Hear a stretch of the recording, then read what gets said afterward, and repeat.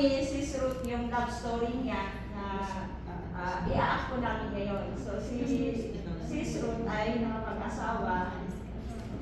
And namatay yung asawa niya. May ganan siyang si Naomi. So dahil namatay yung asawa niya, sinabi ni Naomi sa dalawang manugang niya, umalik na lang kayo sa inyong ina. Pagpalain nawa kayo ng Panginoon sa mabuti ninyong pakikitungo sa mga yumao ninyong asawa at sa akin. At loobin sana ng Panginoon na makapag-asawa kayo muli para magkaroon kayo ng maayos na kalagayan sa panibago pa. pagkatapos sinaglan sila ni Naomi, magulo lang.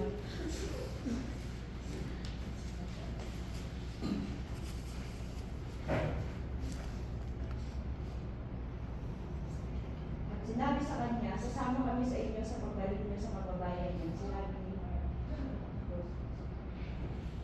Umuwi na kayo mga anak.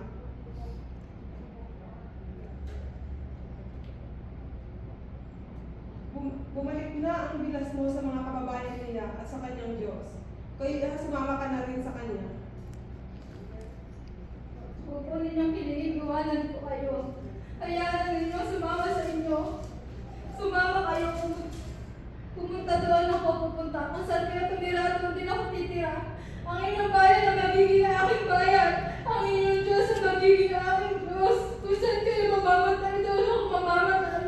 At doon din ako malilibig. Parusahan sana ako ni Yahweh ang pinakamabigat na parusa.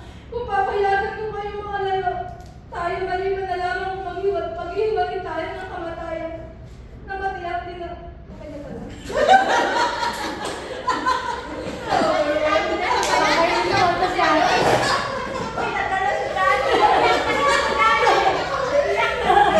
Ay, may pinag-uubo.